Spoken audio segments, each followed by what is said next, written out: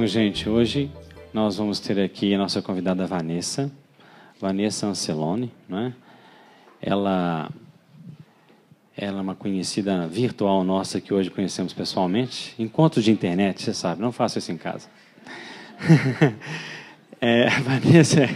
A Vanessa, que o marido dela também, um colaborador enorme nas lides espiritistas da América do Norte. Uma desbravadora que nós tivemos a felicidade de conhecer. Ela fundou a Sociedade de Baltimore, fundou também a Sociedade de Virgínia, responsável pela Spiritist Magazine, que é uma das primeiras revistas espíritas em inglês nos Estados Unidos, completamente em inglês. Cofundadora, junto com o marido dela, da Kardec Radio, que é uma rádio na internet que já tem audiência em 60 países, não é isso, Vanessa? Em 60 países, levando a mensagem do espiritismo cristão. E nesse vínculo conosco aqui no Brasil, ela se alimenta, mas também descobrimos que a Vanessa tem muito para doar para o próprio meio espírita, para o próprio Brasil, com a experiência que ela tem lá de fora. Por isso a gente acha interessante esse intercâmbio. Porque quando nós estamos fazendo espiritismo lá fora, nós conseguimos ter uma ideia mais crítica do espiritismo aqui dentro e, ao mesmo tempo, conseguimos ter uma noção das diferenças, quais são as diferenças salutares e as diferenças não tão salutares assim, e crescemos ambos com isso, né? Então, esse é um dos objetivos de trazermos a Vanessa aqui para falar sobre isso. Ela é psicóloga, né, e pós-doutorada em neurociências, não é isso? Nos Estados Unidos, e professora da Universidade de Virgínia, não é isso? De Maryland, desculpa. E então, gente, vamos receber com carinho a Vanessa, que está aqui para não ser nesse sentido. Revelação. Boa noite a todos. Ou boa tarde, eu já não sei mais, é boa tarde ou boa noite. É com muita alegria e agradecimento a Deus, a Jesus, aos amigos espirituais, aos dirigentes da Casa Espírita, aos amigos Luiz Sérgio, Lívia, que nos proporcionaram esse encontro. Na verdade, é uma oportunidade de uma conversa, né? Porque só o mestre ensina. A gente divaga, medita, para que a gente possa se elevar. Esse tema saúde e espiritismo, ou espiritismo e saúde, nos remonta a uma das buscas da alma imortal. Quem é que não quer ter saúde? Levanta a mão. Nem uma pessoa jovem aqui vai falar, não, eu não quero, eu não estou nem aí. Todos nós queremos e buscamos saúde. Desde os tempos mais remotos da humanidade, é uma busca de todos os momentos. Seja da saúde física, quem não quer? Ninguém aqui sabe o dia da passagem de volta para o plano espiritual, né? Ninguém sabe. Se você sabe, você é uma das poucas pessoas que realmente tem acesso a isso. E não deve ser fácil ter essa informação. Vai ser amanhã, meio-dia, é o último dia, estou me preparando. Mas, no momento que nós não sabemos, nós temos o que a ciência fala. A própria neurociência diz que nós temos dentro do nosso cérebro um mecanismo tal que ele permite que a gente se permaneça nessa quase que uma ilusão de imortalidade. Pergunta, isso é bom ou ruim? É bom ou ruim? É bom e ruim?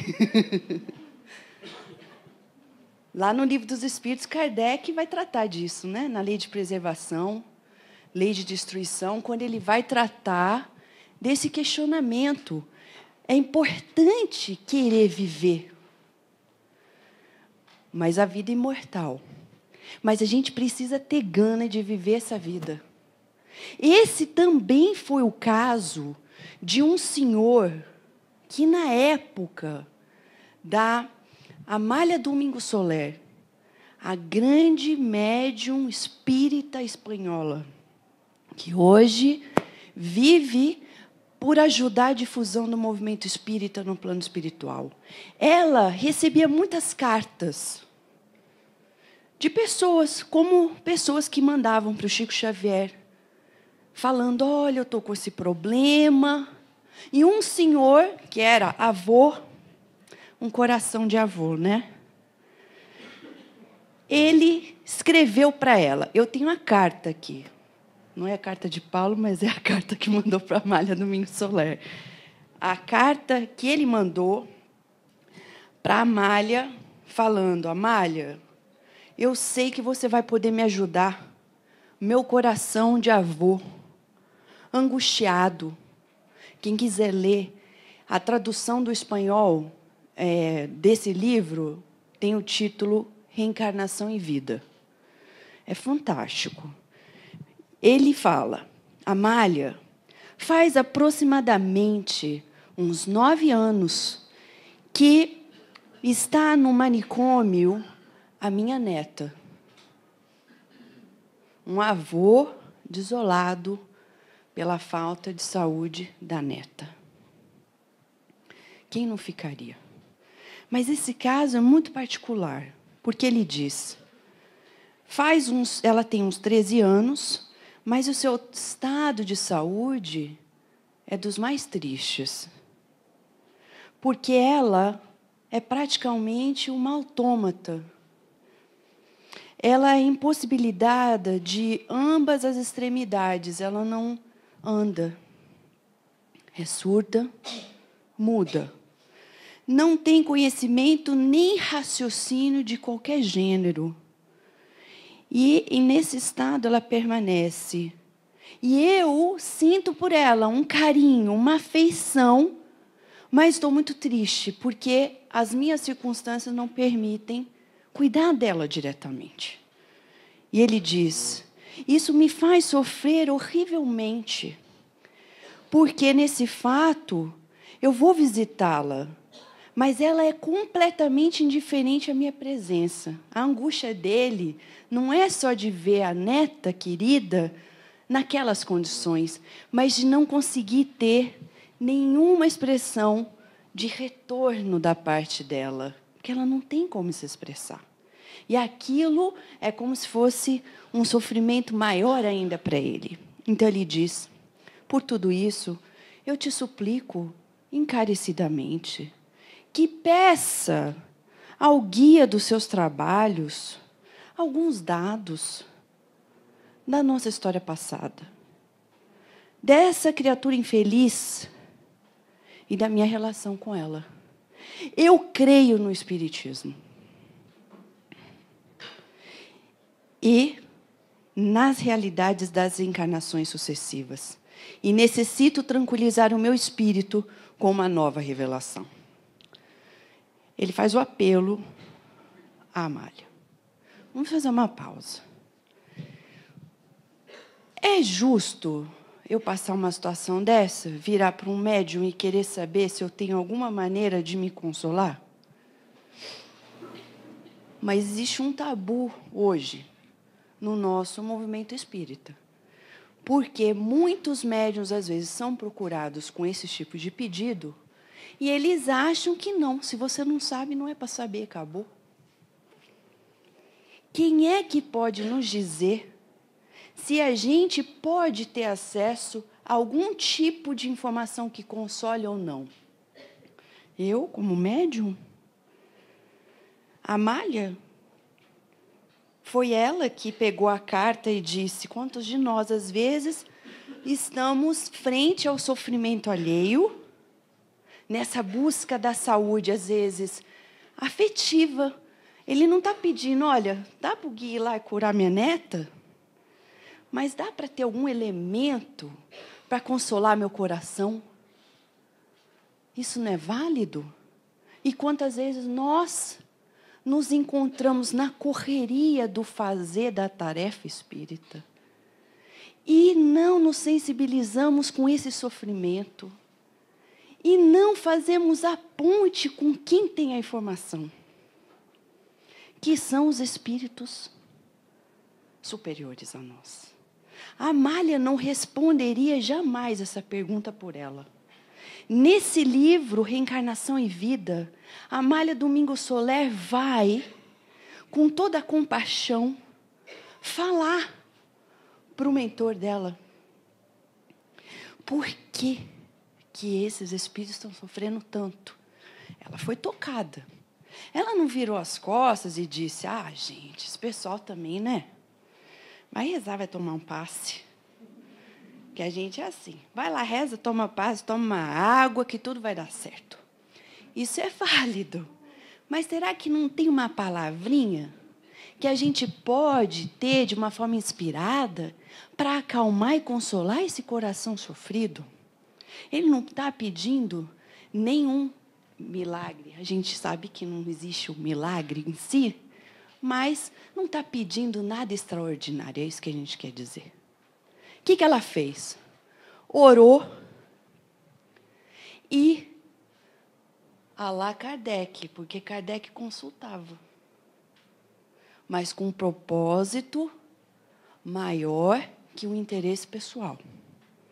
No livro dos médiuns, nós vamos encontrar a chave para assegurar todo o trabalho espírita nessa busca da saúde integral. A ausência total de interesse pessoal. De quem? De quem está se oferecendo ao trabalho. Claro que a pessoa que busca o consolo tem um interesse. Mas é um interesse salutar? Deus queira, né? A gente sabe que tem uns casos meio malucos. Fora esses, esse caso, que é o da maioria, é genuíno. O que diz o Espírito para ela? Palavras do Espírito que eu não posso replicar. Por isso eu vou ler. Muito bonito. Olha que bonito. É justa a sua ansiedade e a perplexidade do irmão, que a ti se dirigiu pedindo auxílio. É justo isso. Quando alguém chega para a gente e fala, olha, eu não estou aguentando viver nesse desespero. Eu não aguento mais esse câncer, que eu trato e volta. Eu não aguento mais fazer uma cirurgia, eu não aguento mais ver o meu filho, minha mãe, meu pai, meu irmão. Isso é humano. Às vezes a gente tem uma ilusão de que nós estamos na Terra para sermos anjos. E Jesus veio, como disse Emmanuel, para nos ensinar o quê? Título de uma das mensagens dele. Nos ensinar a humanidade real. O que é ser humano, não é ser anjo. Para ser anjo tem que ser humano primeiro. E ele diz, como ele pede, eu escutei. A menina paralítica de hoje, a surdo, muda, que não pode se expressar, com problemas mentais, foi, na realidade, em sua última encarnação, um personagem célebre por seus feitos. Na Espanha nasceu e foi um criminoso. Ele era tão temido e procurava os maiores perigos. Era um bandido. Os governantes mais intitulados o temiam. Era um homem arrogante. Tinha a formosura de um anjo. Era de nobre estirpe. Tinha carisma. Tinha modos. Era distinto na maneira de se falar. E um dia seduzia as moças, como bem queria. Conheceu uma jovem de boa família e a arrebatou do seu lar e a levou para muito longe, para evitar as reclamações e os desgostos dos pais dessa família. A jovem, seduzida, Compreendeu mais tarde que deu um passo errado, mas que ela amava esse homem bandido e que ele podia se transformar num homem de bem. Ele diz: ela, como ela é religiosa, cristã, cria na eficácia dos ensinamentos, fazia penitências, e disse que chegava para ele e dizia: olha, vamos tentar mudar isso, não é bem por aí. Vocês podem imaginar, ele gostou disso ou não, né? Não. Teve uma hora que ele já estava por aqui, já. Não queria mais. Planejou um grande assalto, onde envolviam mortes também. Não falou nada para ela, porque senão ela ia falar muito. Quantos de nós passamos isso em casa, às vezes, né? A gente quer e a pessoa, às vezes, a pessoa não vai ser o criminoso, mas não aguenta que a gente fica falando, rezando, insistindo. Nesse caso, como ele tinha esse caráter muito equivocado, ele pegou, cometeu o roubo, fez os crimes, chegou para um dos capangas e falou: olha, agora você vai lá, dá um jeito nela, porque não dá mais. Ele falou: peraí, ela gosta de você, não dá mais.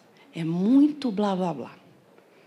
Pegou, deu um fim na vida dela. Foi assassinada. Ela desencarnou, chegou no plano espiritual. Quando ela se deu conta, porque o amava, o perdoou. E disse para os espíritos superiores, num pedido: eu gostaria de ficar perto dele por toda a eternidade, seja em qualquer papel, seja como esposa, como filha, como mãe, como pai, marido, eu não me importo, até que ele se regenere. Logo em seguida, ele desencarnou numa armadilha da polícia. Claro que a gente pode imaginar que a desencarnação dele não foi feliz, que no plano espiritual ele passou anos de perturbação, ela velando por ele, até que um dia foi trazido e foi combinado a reencarnação.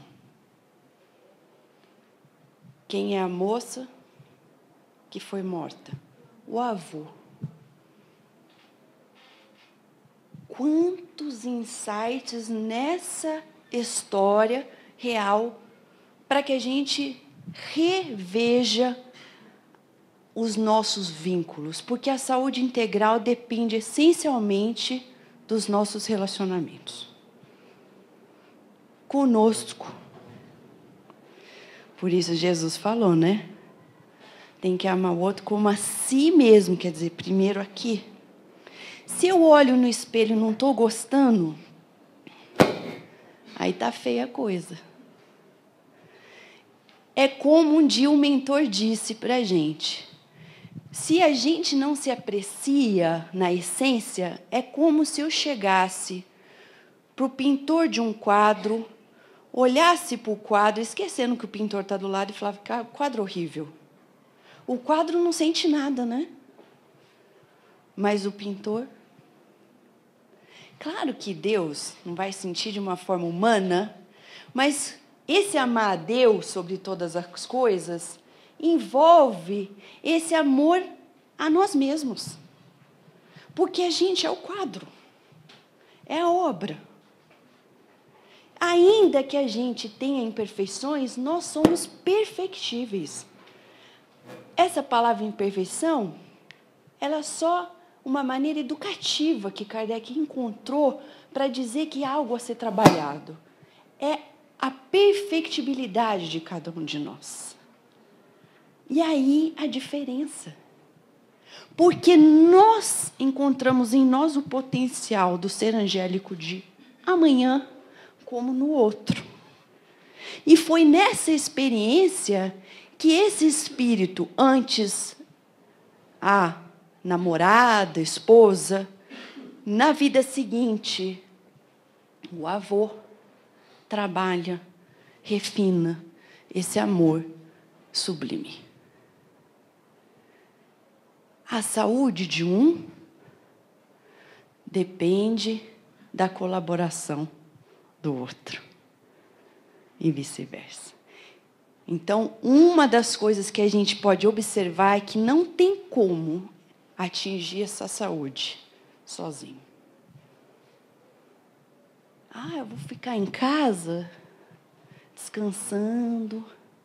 Vou até deixar de ir no centro um tempo, porque eu estou muito cansada. E aí eu vou me recuperar. Não foi que Chico Xavier, um dia, datilografando uma carta no trabalho, começou a passar mal. E ele era tão humano que ele disse: eu comecei a passar mal, tão mal que eu achei que aquele dia eu ia ter um piripaque. Falei, mano, não dá. Continua, levanta, vamos que no caminho você vai conseguir ajuda. No meio do caminho ele, mas, mano, não vai dar, eu vou desmaiar. Continua mais um pouquinho. Na hora que ele foi mais um pouquinho, uma senhora veio. Ô, Chico, você está aqui, Chico, eu preciso te dar um abraço, que eu estou tão agradecida pelo conselho que você me deu ontem, pela prece, pelo passe, deu um abraço. Na hora que ela deu um abraço nele, passou o mal-estar. E assim a gente no dia a dia. Nas próprias histórias de Chico Xavier, a gente vai ouvir falar sobre uma parte que tinha até na penúltima música que a gente viu, sobre o pensamento. Quanto que o pensamento afeta a saúde uns dos outros. Se eu penso bem, a pessoa está sendo alimentada por aquilo. Se eu penso mal, pode ser até um tiro mental. O André Luiz usa a expressão dardos mentais, mecanismos da mediunidade. Ele vai falar das correntes mentais, dos dardos mentais. E aí a gente vai vendo que não existe como a gente atingir essa saúde integral sozinho. Nós precisamos uns dos outros. Não é por menos que Jesus disse: vai, reconcilia-te com o outro enquanto estás a caminho. Porque depois, para botar todo mundo no mesmo bolo, difícil. A gente pega o livro lá, Sexo e Destino, de André Luiz, e vai ver que a dona Beatriz desencarna de um câncer, e vai ver no fim do livro que a raiz desse câncer, 150 anos antes. Do sentimento ainda de não perdão que ela tinha com uma senhora que estava reencarnada e quase muito próxima da família dela, naquela última reencarnação. Mas não houve maneira de, naquela existência, trabalhar. Não deu, então, o corpo amigo. Porque a gente não gosta, né, de ficar doente. Mas a doença é tipo um lixeirinho. É o lixeiro que vem e tira o lixo. Porque a gente não tirou de outra maneira, ele fala, pode deixar. Eu tiro, vai lá, tira o lixo as nossas cristalizações perispirituais e forma lá os tumores, etc. A gente briga com eles, né? Tem gente que fala para mim, Vanessa, eu estou meditando, meu sistema imunológico, um monte de soldado, atacando os tumores. Mas, gente, briga com briga não dá certo. Tem que agradecer o lixeiro de tirar o lixo. Fala, obrigada. Mas, se puder fazer tudo mais rapidinho, quem sabe, né? Quem sabe a gente entra num acordo com o sistema de limpeza e fala, olha, Dá para ficar um pouquinho mais tempo. Tem muita gente que ganha moratória, a gente sabe disso. Está quase à beira da morte, ganha moratória. Agora, para que se ganhou a moratória, é porque é melhor andar na linha, para não complicar. Porque senão o lixeiro volta lá na frente. Porque a função é essa, é o equilíbrio espiritual. A gente fala muito de homeostase física. Hoje, nos Estados Unidos, a ciência já percebeu que a doença é um sinal de que o teu corpo está respondendo ao que você está dando para ele. Açúcar, açúcar, açúcar, açúcar. Aí vai para o médico, diabetes. Ai, meu Deus! Não briga com o corpo ali. Você deu o açúcar, passou da cota. Ele está te respondendo com diabetes, porque não tem outro jeito. Bebe, bebe, bebe. Cirrose. Ai, credo. Mas é a resposta perfeita do organismo ao que a gente está dando para ele. E a ciência vai mais longe hoje, indo cada vez mais próxima do que a ciência espírita, que está sempre na vanguarda, sempre. Ela já nos diz. Hoje a ciência, com um livro que foi recentemente publicado, chama... eu não sei exatamente como que está em português, mas eu acho que deve ser Revolução do Relaxamento. Deve ser mais ou menos isso. Do Dr. Herbert Benson, da Harvard University. Ele mostrou recente que aquilo que a gente faz hoje vai mudar a nossa ativação genética. Isso quer dizer o quê? Que eu não sou controlada pelos meus genes. Isso é fantástico. Então, quer dizer que quando Jesus veio à Terra e ensinou, buscar e achareis, ele não estava mentindo. Ele não estava fazendo uma proposta ilusória. Que tem muita gente hoje que parece que, quem lê há 2000 anos, parece que está convivendo com gente que estava lá na época dos romanos antigos. Que esse negócio de Jesus, isso aí é historinha para boi dormir. Muito bonito, perdoar os inimigos. Buscar achareis. Como buscar achareis? Se eu busco emprego e não acho. Se eu busco saúde e não acho. Se eu busco um parceiro, uma parceira, eu nunca acho. Só dou com gente errada. Isso aí não é verdade, não. Aí vem a ciência e mostra que se a gente ficar 8 semanas... 8 semanas são 2 meses, não é muita coisa. 8 semanas. Todo dia, ficar 15 minutos respirando para relaxar o corpo. Como é que a gente respira para promover a resposta de relaxamento? Vamos fazer uma pausa. Existe a resposta do estresse, né? Todo mundo fala estresse. Só que desde a década de 70, os cientistas já mostraram que nós também temos a capacidade de ativar dentro, a partir da nossa mente, nós temos capacidade de ativar o nosso sistema de relaxamento fisiológico a partir da respiração. Isso é antigo. Os cientistas reconhecem. Eles falam. Isso é antigo. Mas eles já estão entendendo agora o porquê. Como é que é isso? Simples. Você quer treinar agora? Vamos treinar. É fácil, não precisa nem levantar. Pode ficar deitado, levantado, sentado, como quiser. Pode fechar o olho ou não. O ideal é fazer o quê? Botar a consciência na respiração. Como? Agora eu vou observar a minha inspiração. Na hora que eu inspirar, Eu vou inspirar bem profundamente e encher primeiro do abdômen para cima. Às vezes a gente faz assim, né? Com a boca, enche primeiro o tórax, depois, né?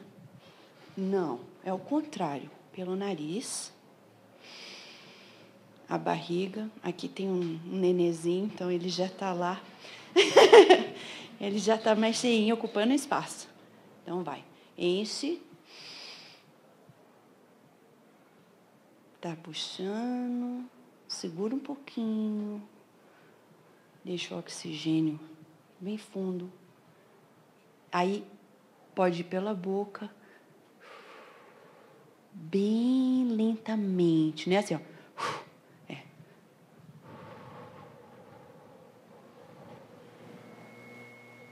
E vai murchando. Aí a gente faz. E vai fazendo isso por alguns minutos, só isso. Você pode estar em qualquer lugar. Você faz 3 respirações dessa, se não tiver mais tempo. Ou 5 minutos desse tipo de respiração. Ou 15 minutos. Se você fizer isso por 8 semanas, os cientistas já mostraram que você muda a ativação e a desativação de determinados genes no seu corpo. É a grande viés da ciência hoje que trata da epigenética. Nós não somos escravos dessa herança do passado que está aqui. A gente pode mudar. A ciência já reconhece isso. Se décadas atrás ela dizia, ó, nasceu assim, vai morrer assim. Agora a ciência está falando, não é bem assim. Pode mudar. Se a gente fizer certas coisas, aí ela está falando, muda a alimentação.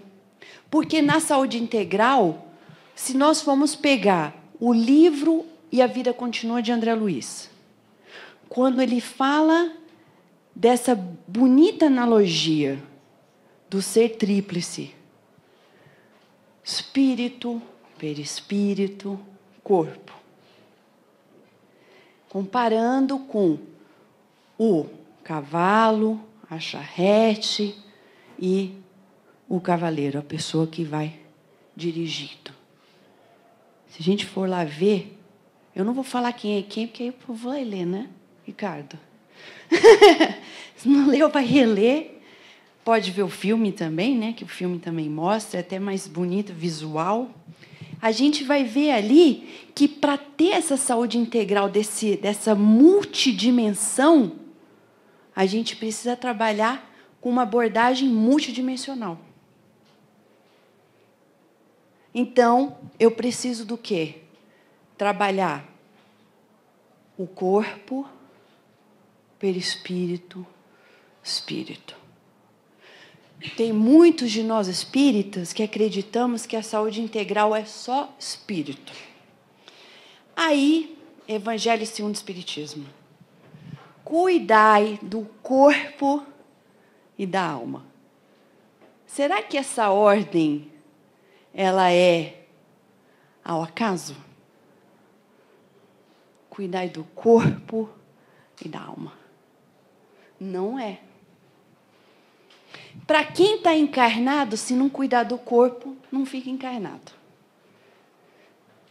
E tem gente que vai lá, reza, tem até bons hábitos espirituais, toma Coca-Cola.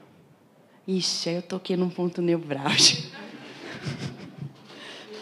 Não, Vanessa, o que tem a Coca-Cola agora?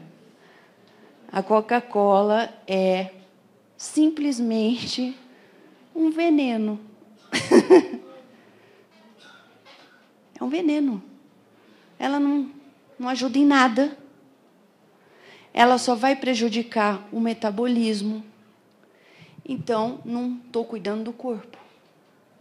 Diet, pior ainda. Ai, Jesus, será que é bom falar isso, Ricardo? Não sei, não. Mas na área da saúde, isso é fato já. Tem muita gente hoje que está com o metabolismo prejudicado porque toma os refrigerantes. Simples. A gente não precisa nem pensar nas drogas lá, nas grandes drogas. O álcool. Porque isso daí é tão óbvio, né? Talvez. Vamos falar das drogas outras. Não é cuidar do corpo. O André Luiz, em Evolução em Dois Mundos, é tão bonito que ele vai falar. Essas células são pequenos animais. Aí dá uma divagação, querendo dizer, ó, isso aí não é você. E a gente escraviza o corpo e quer ter saúde. O corpo está dizendo, não come mais. Ai, mas, poxa, um pudim. A gente vem para o Brasil, ai, meu Deus. Tão difícil, tanta comida boa. E o corpo está falando, chega, não mais. E a gente, mais um pouquinho. O corpo já avisou. Mas a gente ainda é escravagista do próprio corpo. A gente pode não escravizar mais outra pessoa, mas esses animaizinhos aqui a gente ainda está escravizando. Ele quer dormir, eu quero ficar na internet. Aí vem os problemas dentro de casa. O marido fica até 2 da manhã, ao invés de ir para a cama dormir. O corpo dele está concordando com a esposa. Está falando, vai dormir, meu filho. Mas ele está ignorando a voz de quem o serve, que são esses seres microscópicos que dependem do nosso comando, de mais ninguém. Então, os espíritos estavam certos no Evangelho. Cuidai do corpo e do espírito. O corpo precisa de, no mínimo, três atividades centrais: higiene, nutrição e atividade, movimento. A higiene, fundamental. A nutrição, hoje a ciência, cada dia chega mais perto do que estava lá atrás nos filósofos gregos. Que o alimento pode ser o remédio. O melhor remédio que a gente tem. E por quê? Na hora que eu como algo, vai, desce, digere. Da onde que ele vai? Vai para as moléculas, depois de quebradas, vão navegar pelo maior sistema de navegação que tem no corpo, o sangue. Vai para onde? Vai irrigar, que nem planta, o cérebro. Aí está dando o que para o cérebro? Coca-Cola. Ai, meu Deus. Não conta não, Ricardo. Coca-Cola. Aí eu vou dar para ele pinga. Gente, o que é a pinga? É desidratante. A gente fala de hidratante, é desidratante. Se eu vou no laboratório, quero pegar uma célula para conservar, fácil. Eu mergulho ela no álcool. Um pouquinho. Não precisa ser um montão de tempo. Desidratou. Será que é só a célula que está fora do corpo? Não. Eu estou perdendo células. Mais um pouquinho, Vanessa? Pouquinho. Humberto de Campos, o grande cronista da espiritualidade, vem em Cartas e Crônicas e dedica um capítulo, ele até denomina veneno, para falar do álcool. Não é preconceito dos espíritas, porque o espiritismo não proíbe nada, né? Não proíbe. Ele esclarece. E Emmanuel, no Consolador, vai dizer: esclarecer é amar. Por isso o Espiritismo esclarece. Porque vem do amor divino através de Jesus para a gente, o Consolador prometido. Para consolar. Não é para a gente virar intelectual, não. É para nos consolar e compartilhar. Não tem nada melhor na vida do que você compartilhar. Compartilhar esse consolo com quem estiver na nossa vida. E o Espiritismo vem para isso, falando, ó, você quer, você pode. Mas tem consequência. É como a gravidade. Você lembra o desenho do Papalégua? Lembra? A gente lembra agora porque tem Facebook, o pessoal fica botando essas imagens. Aí eu vi outro dia, ele estava assim na beira do abismo e ele continua correndo, né? Ele está desafiando a gravidade, tadinho. Mas ele vai cair, sempre caía no desenho. A gente às vezes é assim, que nem o Papalégua. Ah, eu sei que não vai dar certo, mas eu vou continuar e vou cair. E depois eu vou chorar. E depois eu vou sofrer. E eu vou reclamar. E eu vou perguntar o porquê. Mas a gente sabe o porquê. Não é castigo. É ação e reação. Plantio, colheita. Justiça divina que não vem sem a misericórdia de Deus. Existe a justiça, mas tem a misericórdia. Eu olho, às vezes, alguém que está sofrendo na rua, e às vezes a gente fala, tem aquele tabu de dar a esmola, né? Porque também tem tanta gente que a gente, às vezes, não tem dinheiro para dar para todo mundo. Mas, às vezes, não é nem às vezes por isso que a pessoa não dá, é porque fala, não, mas se está sofrendo é porque tem alguma coisa. Mas quem é que disse que os espíritos, quando vêm trazer o consolo, não nos disseram que está em nós diminuir, atenuar o sofrimento uns dos outros? Porque nós não somos os justiceiros e nem os mensageiros da justiça. Nós também estamos sob a lei. Não temos como falar, você vai ficar assim porque você deve ter feito alguma coisa. A Amália, ela não virou as costas e disse, deve ter uma coisa. Chico Xavier, se cada pessoa que tivesse chegado para Chico, ele virasse as costas, sem compaixão, e sob essa ilusão da justiça divina, ou de ser um mensageiro da justiça, ele simplesmente dissesse, ora, é assim mesmo, não tem outro jeito. Ele não teria sido Chico Xavier, o homem cristão. Ele foi cristão porque sabia que não cabia a ele julgar o sofrimento do outro. Porque se eu julgo, o que acontece comigo? Qual que é a lei? Vai ser julgado. Por quê? Porque eu entrei na faixa vibratória. Eu abri a porta. Falei para quem quer me julgar, pode me julgar, porque eu estou julgando. Eu entrei na arena dos que julgam. E eu vou agora ser julgado.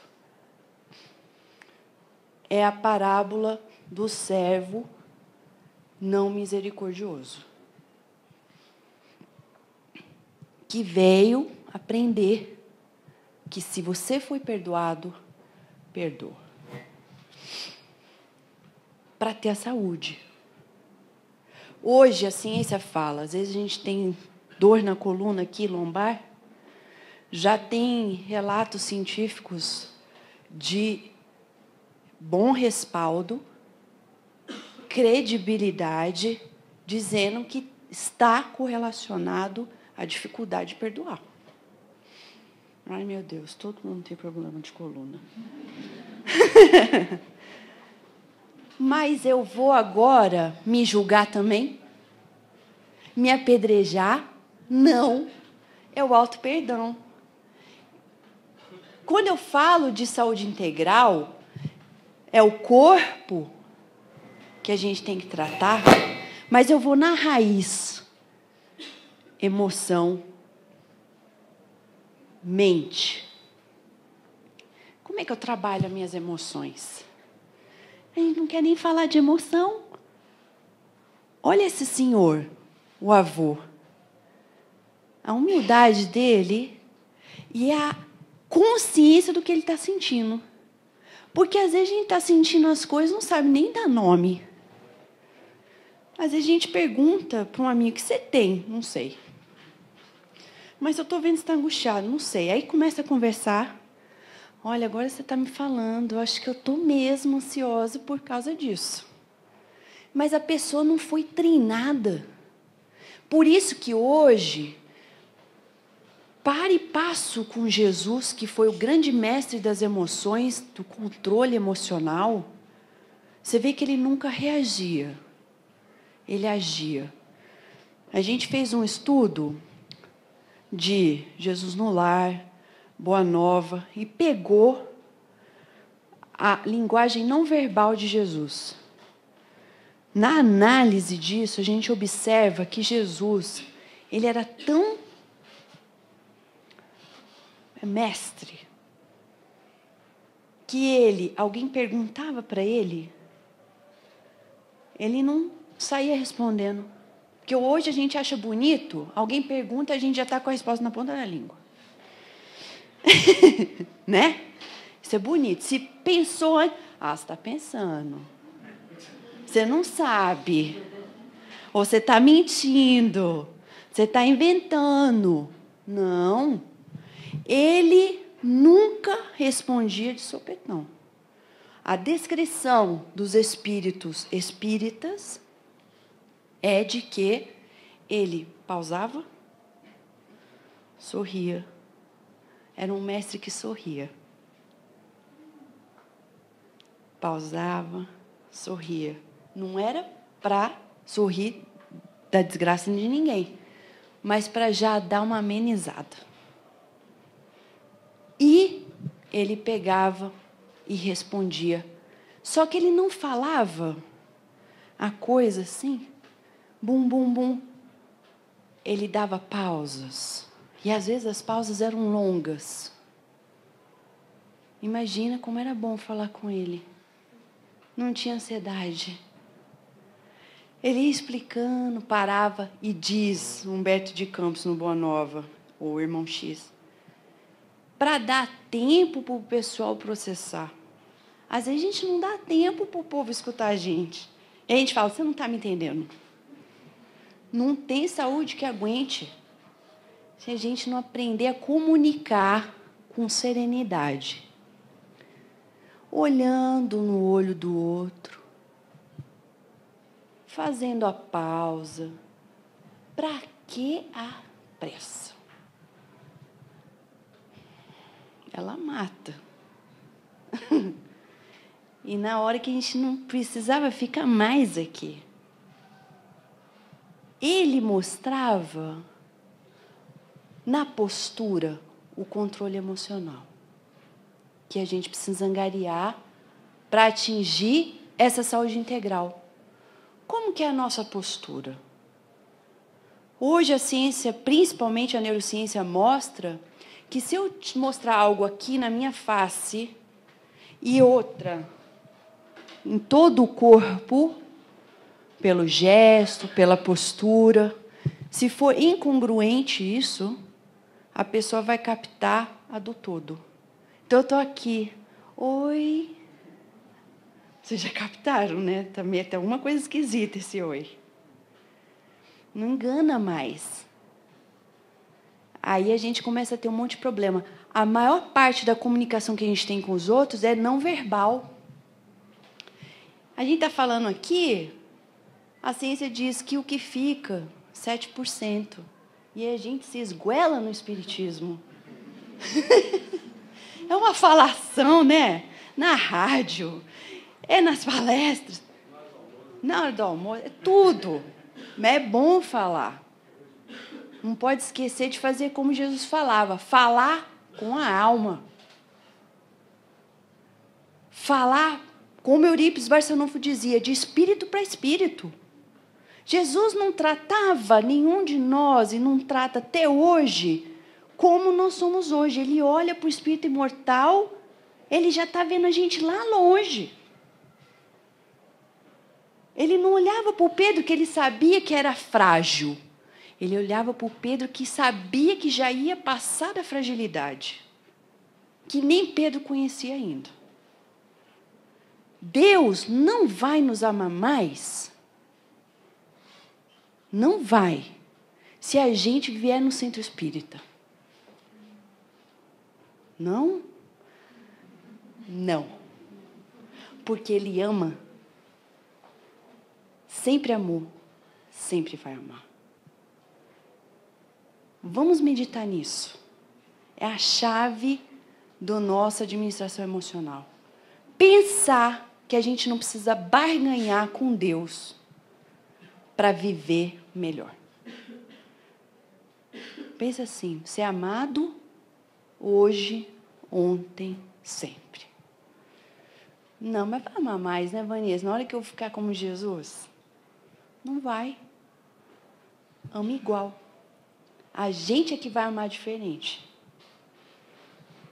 Porque Deus não muda. Kardec, primeira parte do Livro dos Espíritos, imutável. O amor de Deus não muda. O meu amor muda. Eu cresço, eu amo mais. Eu entendo melhor o amor de Deus. Eu vivo melhor. Todo mundo vai chegar lá. Até o criminoso. Até aquele que cutuca a gente. Vai. Por mais que a gente fale, eu quero ver ele pagar. Olha, talvez é você que vai ter que levantar ele. Porque é a lei do amor. E Kardec pergunta no Livro dos Espíritos, mas se todo mundo vai chegar lá, para que a pressa? E os Espíritos são tão camaradas, que eles dizem, porque quanto antes você chegar, mais feliz você vai ser. Mais rápido. Quem não quer ser feliz? Então é simples. Por isso que Jesus falou que o que ele estava propondo era fácil, era suave, era leve. Quando a vida está muito complicada, quando está tudo emaranhado, é porque a gente está andando na direção oposta. Por isso que a gente precisa da ajuda de um dos outros. Por isso que a gente precisa falar para as nossas crianças, a gente precisa aprender a dar nome para o que a gente sente. Hoje, nos Estados Unidos, tem, e eu acredito que eles vão trazer isso para o Brasil, um dicionário das emoções. Uma psicóloga da Califórnia criou um dicionário para as emoções. Se vocês forem num website, se vocês quiserem depois, quem perguntar, chama onionhead.com, cabeçadecebola.com. Ela pegou uma cabecinha de cebola que tira, né, as camadas da cebola, como se fosse sentimento que você vai abrindo e vai tirando, e ela tem para criança, jovem e adulto. E tem os cartõezinhos para você até brincar e aprender a dar nomes. Se eu perguntar para vocês, quantas emoções vocês podem nomear? Número, quantidade? Vocês têm ideia? Esse pessoal que é especialista, eles fizeram uma contagem, a mínima. 150. Meu Deus, eu pensei que fosse só o quê? Feliz, triste, deprimido. E a gente não sabe. Aí a gente fica, como a neurociência fala, acabou de sair um relato mostrando que as pessoas, quando tomam decisões equivocadas, não tomam porque o cérebro tem um problema. Ele está falando de pessoas que não têm problemas de segunda ordem. Nós estamos falando de pessoas comuns, que não têm lesões cerebrais, etc. Eles estudaram uma coisa que estava na neurociência há muito tempo, que agora lançaram. Que é fantástico, porque vai bater com o que Jesus nos propôs. Vai dizer o seguinte: quando você toma uma decisão equivocada na vida, não é porque o teu cérebro está com problema. É porque a informação que você tem não é suficiente para te promover uma decisão correta. Então, a gente faz bem estar no centro espírita. Porque aqui a gente vai angariando informação que vai modificando a nossa consciência de si, do mundo. Então, quando Jesus falou, ó, agora só dá para explicar isso. Mas eu vou mandar alguém. Ele falou alguém, né? A gente sabe, não é uma pessoa. Eu vou mandar o Consolador, que vai ficar com vocês para todos os tempos, que vai explicar o que eu não posso explicar. Por que é importante explicar? Porque quem tem a fé cega, não precisa de explicação, Vanessa. Eu amo a Deus, acabou, acabou. Não, mas é proibido agora pensar que é Deus? Deus vai ficar triste se eu quiser saber mais dos atributos dele? Se eu quiser compreender mais essa dinâmica da formação, da criação dele, inclusive a minha criação? Não. Porque é a inteligência suprema. A inteligência suprema ama. A gente acha que inteligência é uma coisa fria. Não. A verdadeira inteligência, ela tem o componente amor. Tanto que hoje a ciência fala das diversas nuances de inteligência. Inteligência intelectual, que não é suficiente. Precisa trabalhar a inteligência emocional. A inteligência espiritual, que a ciência já diz, quem é verdadeiramente espiritualizado, religioso, vive melhor do que quem não é, por causa dos hábitos que tem na vida. E nesse aspecto, a gente vai aprendendo que para angariar o clímax dessa saúde de um ser como Jesus, não passou gripe, né? Ele teve gripe, gente? Eu nunca ouvi falar. Imagina a época. Não tinha banheiro. Não tinha sabonete. Olha, o povo que estuda sabe. Nessa casa, vocês estudam bastante esse aspecto da vida de Jesus, do Evangelho, sabem melhor que a gente, que era complicado viver naquela época. A vestimenta, a higiene, a alimentação, como é que ele nunca ficou doente? Porque era só com ele? Não. Ele não curvou as leis de Deus. Ele seguiu. Então, está na lei de Deus que, se seguir como ele, a gente encontra essa saúde integral. Por isso a música. Só com ele. Mas não é esse Jesus sectarista que criaram na Terra. Esse Jesus que criaram não é o Jesus que o Livro dos Espíritos fala. Modelo e guia. Esse Jesus que fala é aquele, o modelo e guia, que não importa se a pessoa fala o nome Jesus ou não. Se ela tem a consciência crística, se ela tem o alinhamento como Gandhi, é um cristão. A mesma coisa para o espírita. Quando no livro dos médiuns, Allan Kardec vai falar dos 4 tipos de espírita, ele vai falar disso. Os espíritas que acreditam nos fenômenos, nas consequências morais, eles não estão nem aí. Se você falar para eles, ó, tem uma reunião de materialização ali, correndo. Quer? De cura, corre. Mas ele pode ver o espírito materializado, ele vai sair que nem Públio Lentulus, depois conversou com Jesus. Parece que não valeu de nada. Não dá nem para acreditar, né?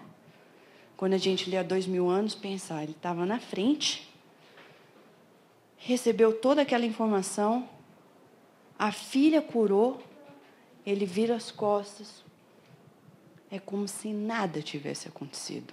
Entre aspas, a gente ficou a semente, a gente sabe. Mas aquele véu do orgulho não permite. Esse espírita experimental é bem embrionário. Depois tem o espírito imperfeito, que eu acho que não somos nós. Porque são aqueles que eles gostam de todo o componente doutrinário, dos fenômenos eles apreciam, acreditam, mas eles não aplicam. Eles não aplicam. Porque na hora que a gente sai do centro, vale tudo. É um verdadeiro vale tudo. Não, Vanessa, o espírito aqui no supermercado, se chegar para ele e falar assim, olha, às vezes uma família espírita, vovô está visitando. Ai, credo, não fala isso. Mas, gente, não é à toa que Humberto de Campos conta o relato do homem que foi visitar a família e a família assim, ai, credo, mandando o homem de volta para o inferno, como ele diz. Ele tem uma mensagem que chama Treino para a Morte, é fantástica. Treino para a morte. Aí o povo fala, ai, Vanessa, treino para a morte para quê? Tem que ler a mensagem. Treino para a morte. Porque ali ele vai falar o porquê. O espírito imperfeito, ele... não fala de morte. Mas você já sabe se você quer... Como é que você vai dispor? Nós estamos falando de saúde, nós estamos falando de responsabilidade. Esse corpo físico... ele é teu. Você é responsável. Começo ao fim. Como é que você vai dispor desse corpo depois da morte? Você vai deixar o pepino para os outros? Como assim? Você já conversou com quem ama você? Como é que você quer dispor do corpo? Se tiver um acidente? Você quer velório? Você quer funeral? Você quer ser enterrado na horizontal, na vertical, porque hoje tem tudo que é tipo, né? Em cima do outro, na terra, com flor, sem flor. Você quer ser cremado? Não estou nem aí. Tem gente que vai estar muito aí. E aí vai ser um complicador na cabeça do parente. Quantas pessoas chegam no centro espírita e falam, eu não sei se eu fiz certo com meu pai e com minha mãe. Porque na última hora, estava lá na máquina, o médico me perguntou, eu desliguei. Será que eu fiz certo? A pessoa passa o resto da vida com aquele pepino, porque não houve a conversa. Tem que conversar. O dia que acontecer, chegar para a criança. A gente ensina lá no centro, nos Estados Unidos. Você tem esse casaco. Se você morrer hoje, você quer que a sua mãe dê esse casaco para quem? Não, para ninguém. Mas e o pobrezinho, tadinho? Você já não vai mais precisar do casaco. O que você quer que faça com seus pertences? Isso faz parte da saúde integral, porque quando a gente fala de saúde, a gente está falando de uma saúde para a imortalidade. Para uma conquista para todo sempre. Ainda que eu esteja nas últimas horas dessa vida, eu estou utilizando para essa conquista, para a imortalidade. No livro Céu e Inferno, Allan Kardec vai tratar a importância dos últimos minutos de vida. Faz parte da saúde do espírito. Como é que a gente vai lidar? Quando o ente querido está passando aqueles últimos momentos, aquilo é vida, não é morte. É vida. Como é que eu estou lidando com isso? Uma amiga espírita, americana, um coração amoroso, mãe de 5 filhos. Ela amava o espiritismo, amava a Amália Domingos Soler, porque ela conheceu principalmente através de um trabalho do padre Germano, via Amália Domingos Soler. Ajudou muito no trabalho espírita lá. Mas com 52 anos, o câncer não aguentou. Foi tirando tudo que tinha. E ela falou: Vanessa, o que eu mais quero é continuar encarnada para ajudar no trabalho espírita.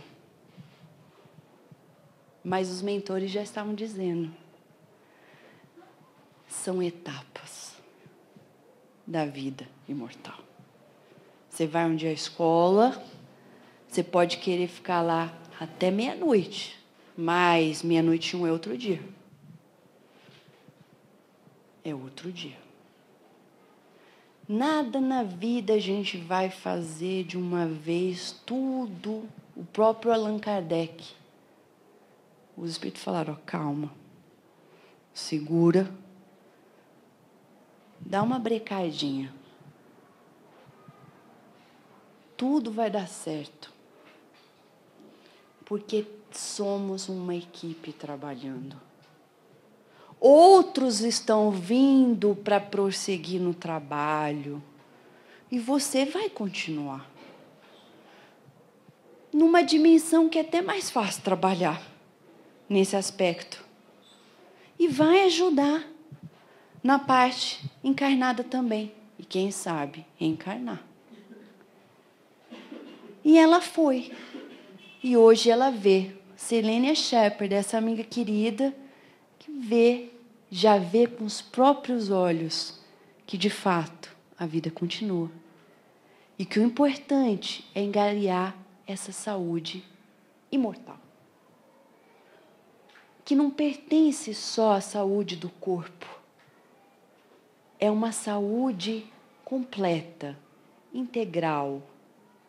A saúde que vai permitir que o amor de Deus flua através de nós, sem obstáculo.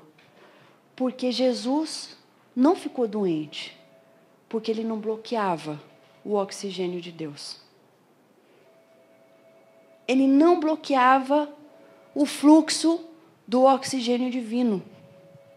Se a gente figurativamente pudesse vislumbrar a nossa conexão umbilical, isso é uma analogia bem bruta, mas uma conexão umbilical com o Criador.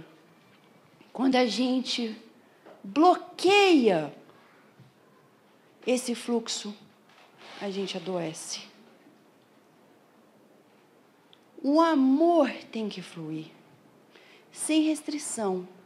Se eu fico chateado hoje, se eu faço errado hoje, eu tenho que aprender a recomeçar. E dar a chance do outro recomeçar. Porque se eu posso, ele também pode. O grande segredo é ir no fluxo da natureza. Acaba um dia. Deixa, limpa. Santo Agostinho fala, vai lá, recolhe tudo. Observa. Esse dia como foi, com carinho, não precisa ter medo. Porque às vezes as pessoas têm medo. Ai, não quero nem pensar o que eu fiz hoje, não vou dormir. Ai, meu Deus, aí que eu não vou dormir, Vanessa. Não, mas e o carinho? Jesus era um mestre de carinho, gente. Nunca vou esquecer a passagem de Zaqueu. Ele fala, Zaqueu, desce. Vem. Ele abraçava. E o pessoal ortodoxo não entendia. Como que está abraçando o cara? Ele não fez nada. Ele está na contramão da lei divina. E Jesus vai, continua. E eles vão para a casa de Zaqueu, braço dado. Está lá, Humberto de Campos, Boa Nova. Vai abraçado, assim, braço dado. E Zaqueu empolgado, falando. E Jesus escutando. E os discípulos atrás, assim, que é isso?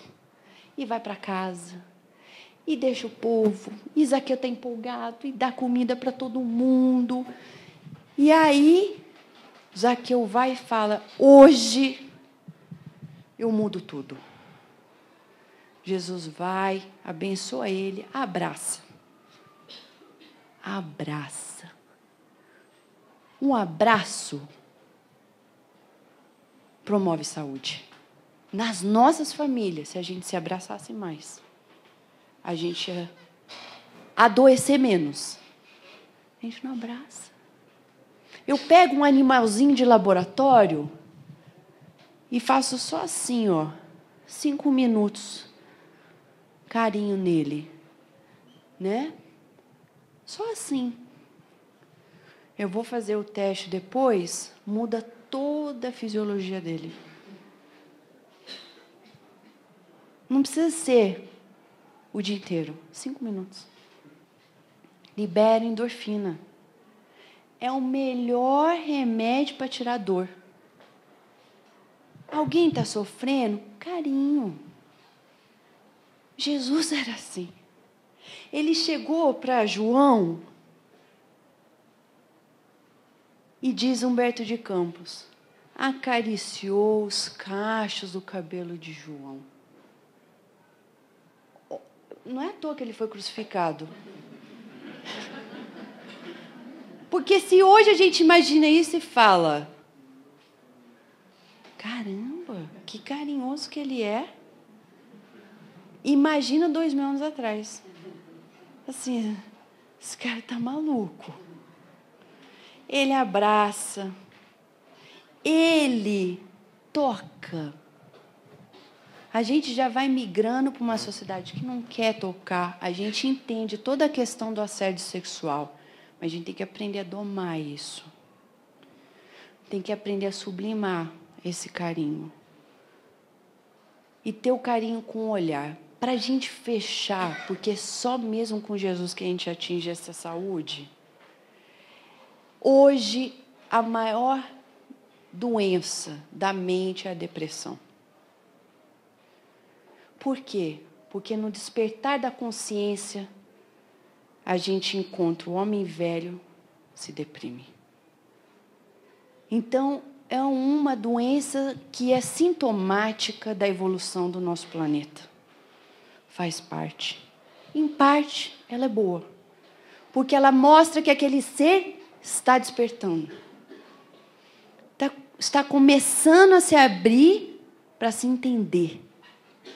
Mas não é uma coisa nova. Porque Bartolomeu, ele também era depressivo.